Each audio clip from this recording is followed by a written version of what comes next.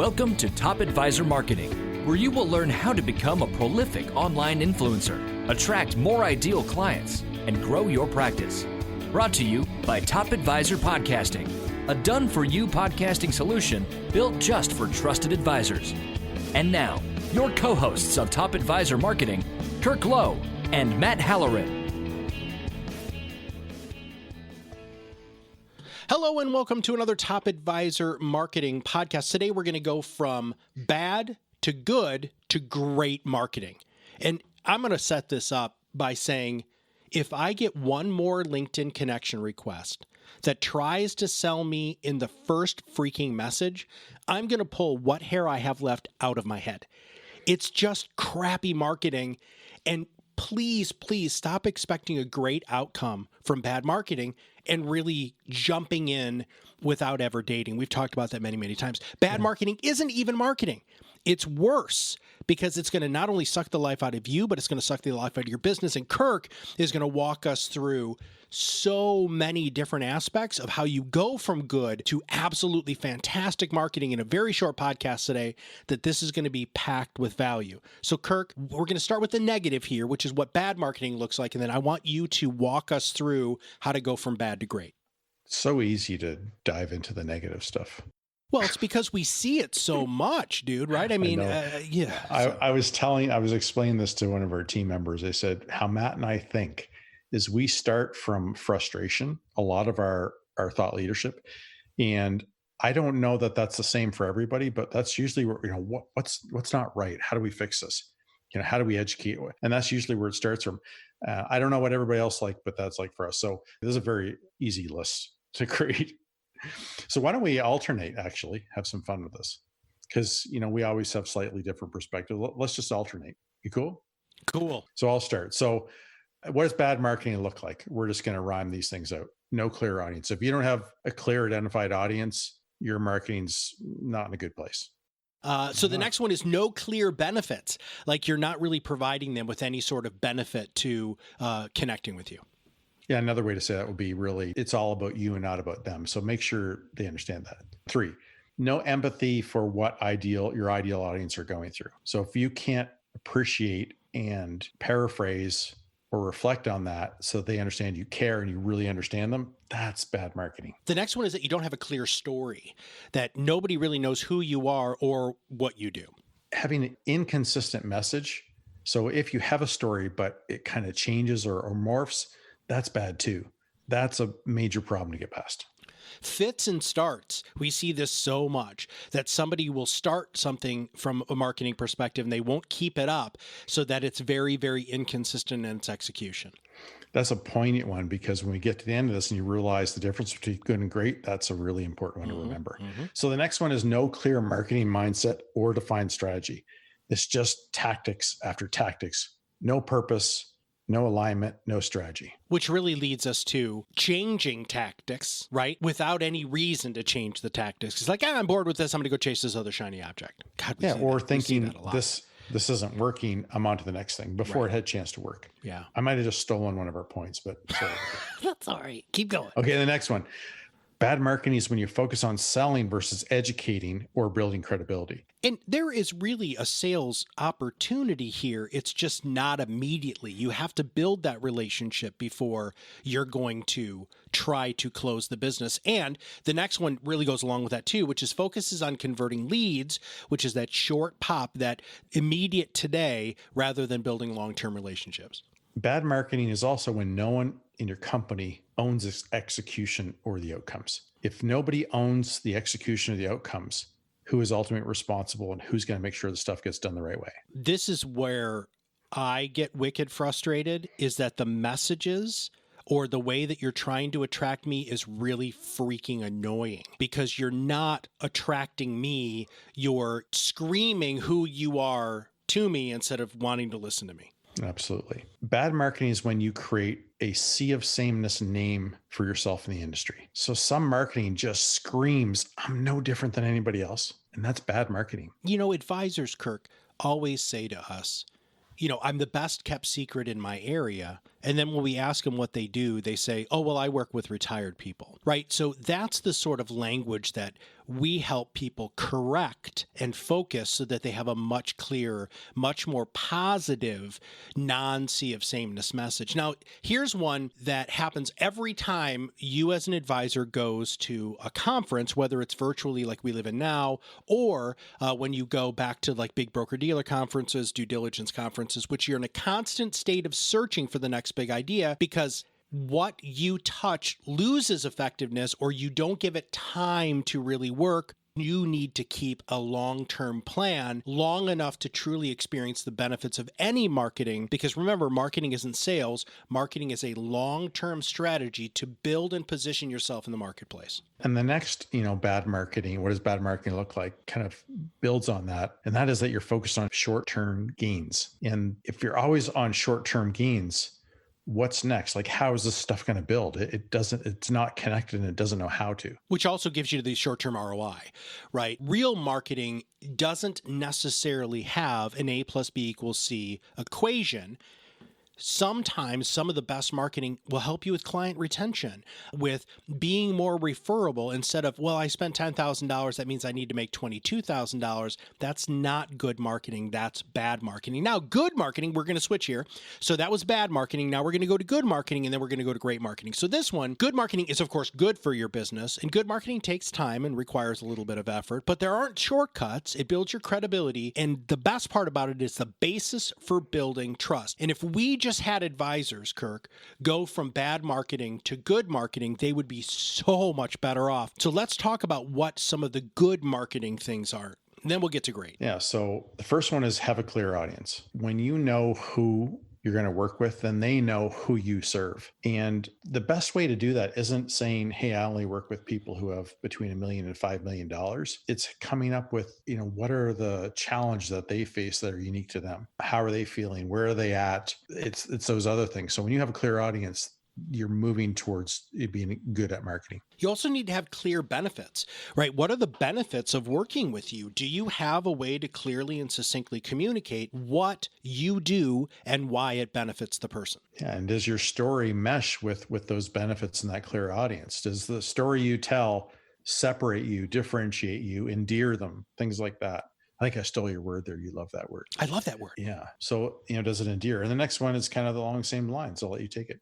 Well, in not just being endearing, but also having empathy for what the people that you really care about are going through. And I love that so much. I love when good marketing happens and people are like, oh my God, this person really truly understands what I'm going through and communicates it to me in a way that is understandable in my language as being part of that niche. If your message is consistent and your audience you can build more rapport with them and they'll know that you're there for the long term. If it's changing all the time, then they don't know who you really focus on. You're killing your credibility when you say, I work with this. And then next week or next month, I work with this, or next quarter, whatever happens to be. It doesn't mean you can't work with different audiences, but we got to be clear about who you work with and who you help on a consistent basis. Now, the next one on good marketing is consistent execution. And we really recommend that you walk before you run here. And that's really what happens a lot of time. And you and I have talked about this on previous podcasts that, it's the first of the year, you need to lose 30 pounds. So you go to the gym and your trainer kicks your butt and then you don't work out again because you took on too much too fast. Marketing can be the same way. Start off by doing something slow and then be consistent and then add more and more to it. And that way your execution will be consistent over time because it's really hard to unring those bells. Yeah. So at this point, it's pretty obvious we're just turning the negatives into positives, right? But we still want to reinforce what we went over. So good marketing is having a clear marketing mindset. So if you know exactly, the marketing path for 2, 3, 5 years down the road, maybe even 10 years, that's going to keep you really focused and do the right things. You're going to stay with things for the right reasons because you know the long-term value of it or even the midterm value of it. And you have that right marketing mindset. You can define a strategy that's going to carry your business forward, your marketing forward. And you have to have that if you want to have good marketing. Kirk, on one of the other podcasts here at Top Advisor Marketing, I interviewed a guy who does story brand. And it's very interesting because that really has to do with this next one is if you don't have the right marketing mindset and a defined strategy, but you also don't have a clear purpose for what your tactics are and how you're communicating what makes you unique and different, it just doesn't make a lot of sense. So a lot of times before you ever turn on the good marketing switch, there's some foundational things that you need to do in order to build a strong marketing infrastructure on a strong foundation. Absolutely. The next sign of good marketing is that you're focused on educating and building credibility. When you can do that, it's very powerful. It's very endearing. Geez, use that word again. And people will understand how committed you are. They'll understand how much of an expert you are. And that's a huge part of being good at marketing. What about relationships? Like we use the word leads and, that's what a lot of people have. But we truly want people to have the long-term relationships. What does that look like? What does a long-term relationship mean for you? Does that mean that they're paying you a financial planning fee every year? And it really can start with your dollars to donuts here. That's what you want to focus on. And then you back it up and say, okay, how do I build a relationship built off of the products and services that I offer? Yeah. And relationships, to move from lead generation to relationship generation is about it being on their terms. So remember, you want to do what's right for them when they need it. And if you're the one that's there all the time and you've built a relationship, you're the one they're more likely to contact when they need help, right? Whether they're a client and something happens, there's, an inheritance or an event, even if it's not directly related to financial planning, you're going to get the call. I love talking to advisors who say, I got a call on a Sunday night, 8:00.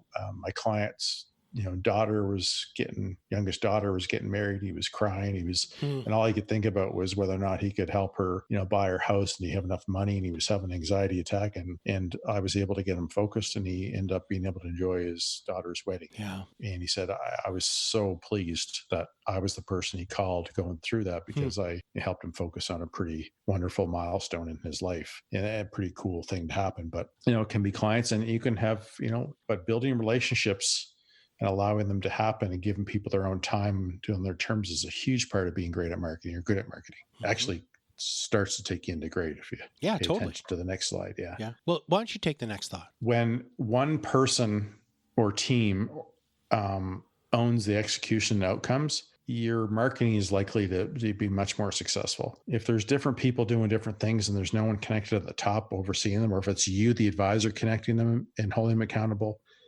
which maybe you don't have time to do well.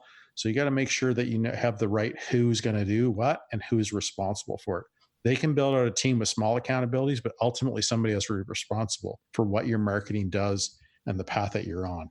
And that's good marketing. We're going to use the word endear again here, and I'm going to break it down just a little bit more. One of the reasons why we love podcasting so much as our entry point, as our medium, our foundation for marketing, is because it's very intimate. People are listening to your thought leadership and your podcast in their downtime, their quiet time, usually at home, which in turn makes people be very endeared to you. Kirk, I was at a conference before everything got shut down. And a guy came up to me and I was talking to another advisor and he was just kind of staring at me and I was trying to figure out what was going on. And he walked over and he said, I feel like I know you already. And I was like, well, awesome, dude. How do you do that? He's like, I listen to every one of your podcasts. I feel like you and I already have a relationship. And I just stopped and I was like, holy crap. Kirk and I talk about that all the time. And here's living proof. This guy standing in front of me who is reacting the exact same way that we know our advisors want their clients and prospects and centers of influence to view them as that thought leader, as somebody who's given so much. When you give so much of your thought leadership to the public for free, it's wildly endearing. How often does your marketing make you feel good like that? Like you're making a difference, like you're connecting with people. It's not about like how many, views. It's just that this is more of a, I really connect. What I'm doing is connecting with people. That's motivating, right? Well, gives you fuel to continue and to keep doing a good job. Dude, I never marketed like this until I met you. Like I always, I was bad marketing. I was between good and bad, but because I've focused so much over the last, 2.5, 3 years with you, I never would have felt that way. You know what I mean? I never would have had that interaction if you wouldn't have taught me to give away absolutely everything you can possibly give away and build those long-term relationships with that attract, intrigue, engage, and influence philosophy that you've brought to our marketplace. So, dude, I know you love when I compliment you, but it really is. It has been a very life-changing thing. I love coming to work. I love being behind the microphone. I love the way that we market because it's something I'm passionate about and it's something that brings me joy. And as an advisor, you should think about that. How could you market that would bring you joy? Answer that question, and then you go from good to great. But we're not done with good yet, so keep going with good. But think about the reality of somebody who's experienced your lead generation marketing versus somebody who's experienced your relationship generation marketing. Yeah. The experiences they have with you. Oh yeah, Matt. I mean, he's a good guy. How'd you meet him? Oh, I downloaded his, I read his book and then I went to a meeting with him. He asked me to come to a meeting versus, I've been listening to his podcast for years and he's always there answering questions. He's been an incredible resource. And one day I realized that nobody's been around, helping me out this long and, they're just there whenever I need them. And that's exactly, it was like that before I started working with them. And it's exactly like that now that I'm actually a client of theirs. I mean, the reality of how people experience you is part of your brand, right? So what kind of brand do you want to be? Transactional, move through our system quickly experience, or you want to be on your terms? We were always there for you, that kind of thinking. So that's a huge part of building a reputable name in your industry, is being known for all the right reasons, even how you market, not just how you work with them, if that makes sense. Mm-hmm. All right, you got the next one. So you were bought into a long-term strategy and you stick with it. When you stay focused on that longer-term strategy, which can have success, obviously short-term, mid-term too, but that strategy really defines good marketing. It's starting to borderline on great marketing as we go down here, but we'll get to the great marketing in a second. The next one is you can create more value within your niche because you're hyper-focused and you know that the majority of the other advisors aren't. Just having that focus within your niche is absolutely crazy powerful because other advisors are chasing the next shiny thing. Absolutely. And when you focus on building momentum over time, it's kind of like the same idea as compound investing. It just get bigger and bigger. And you understand the direct and indirect benefits of good marketing, and you can stay with it, that momentum building focus. That's a huge impact on being good at marketing. I was just in a sales call very recently with this last one, and they were asking me about, our marketing techniques. And I went through some things and he said, you know what, Matt, I just had an epiphany. And I was like, oh, wow, have an epiphany on a sales call. It's freaking awesome, right? And he goes, you know what the real ROI on all of this is? He said, the real ROI is keeping my clients happy and communicating with them in a proactive manner. And I was like, dude, I should have recorded that because that was freaking awesome.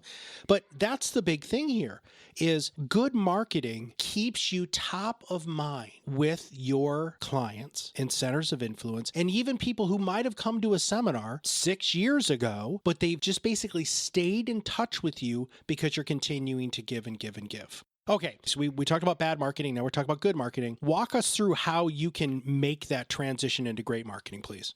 Truthfully, if you do everything in the good marketing section and you consistently do that year to year, that's when great marketing emerges. So good marketing is great marketing done over years where you can start leveraging the results or putting yourself in a position to be able to leverage results because you just stuck with the good stuff. And that's what great marketing is. It's good marketing done over many years, right? And that execution, that commitment, that focus, that alignment, it's a wonderful place to be, but don't think that you can be great in 1 or 2 years. I mean, you can have results there, but to make it great, you got to be doing it for longer. Right? Michael Kitces, Joshua Brown, we're having success with what we're doing right now, but I can't imagine what it's going to be like in 5 years or 3 years from now when we hit the 5-year mark. We'll be in a way different place because we keep doing the right things all the time. And you should absolutely be able to do that for yourself. And we want everybody to understand too that Kirk and I are fiercely entrepreneurial and we're not the most patient people in the world.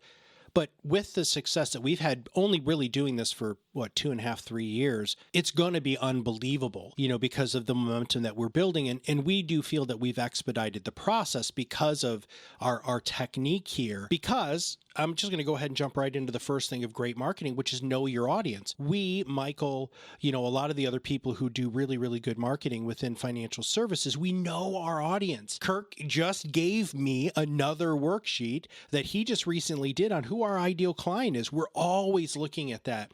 We're always just honing that as much as we can because we want to know our audience. We want to make sure that we're very, very clear on who we work with. And if I am not your ideal client, right, please stop sending me stuff because I'm not going to become your ideal client. We feel the same way.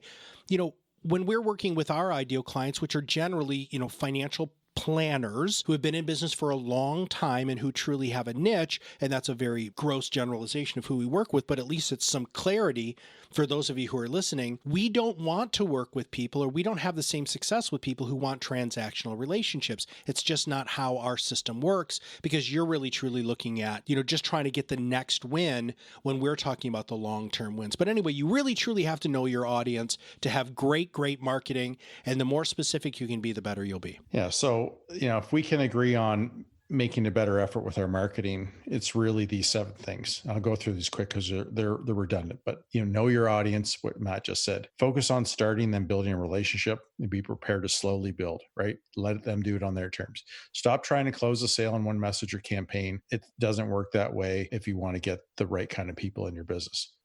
Stop abusing social media and email just because you can, right? Think before you send. Start conversations.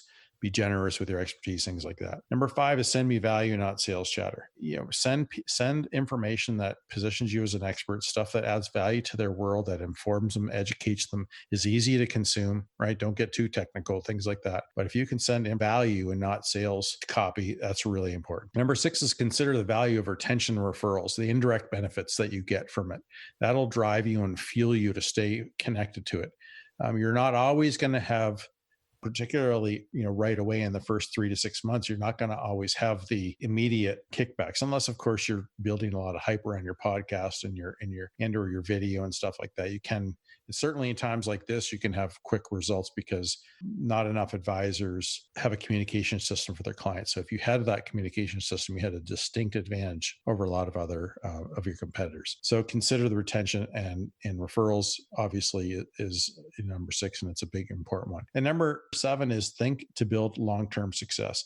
So think about building long-term success. Use that as alignment for everything that you do, and that'll have a huge impact on you going from bad to good to great marketing. Now, Kirk, thank you very much. That was a great summary here. And I want to just throw out some examples, if you don't mind, of people we know who are truly not just great at marketing, but also offer great marketing services. So Robert Sophia, Snappy Kraken, you guys all probably have heard of him. He has an unbelievable product. Samantha Russell with 20 over 10, they have a new thing called Lead Pilot. That thing is amazing. Laura Garfield and her partner Sharon, who do Idea Decanter, which they help you create amazing video. Adri Miller Heckman, if you want to focus on women. Brad Swinehart from White Glove, man, talk about some good marketing there. Luca Cree, they have, oh my gosh, the best print and relationship building marketing stuff from a heart. Yeah, lifestyle marketing. They're at lifestyle marketing. Thank you. Marie Swift, great with marketing and PR and branding. Rebecca Auerhand, who does, if you're in the 401k market, she's the best of the best. And if you really want to nail your email, Emily McGuire from Flourish and Grit. Did I miss anybody, Kirk? Yeah, Patrick Brewer at Model FA, and there's more people that we're hopefully meeting all the time that we can add to this list. But there's lots of wonderful, good, authentic marketers that can help you move forward, and those are just some of our friends. And not only are they our friends, but they do really, really good work. We all know as marketers, everybody, that, Kirk and I might not be the right fit for you, but we want you to become a top advisor by doing great marketing. And if we can just convince you as our listener to take a little bit of your money every single solitary year, hire some of these people to help you bring your marketing from bad to great, everything changes for you. You will not only have a better quality of life, you'll have a more profitable business, and you'll enjoy being at work that much more. So if you have not subscribed to the podcast, make sure you click that subscribe now button below. And if you have anybody who you think would be a great guest on the show who's in financial services, especially from a marketing perspective, please make sure you email me at matt@topadvisorm. And if you know somebody who is doing bad marketing and really you should help them move to great marketing, this podcast is really easy to share with them by clicking the share button. So for Kirk Lowe, this is Matt Halloran, and we'll see you on the other side of the mic very soon. Are you ready to change the way you communicate with your clients? Are you tired of being the best kept secret in your area? Learn how to become a prolific online influencer, attract more ideal clients, and grow your business. Contact us today and see what the power of podcasting can do for your business. Click on the Contact Us link on our website at topadvisormarketing.com and set up a call to learn more. Follow us on LinkedIn and Facebook for more updates and information. This was brought to you by Iris.xyz, a platform helping financial professionals become better in business and life through new media and new voices. Visit them and learn more at iris.xyz.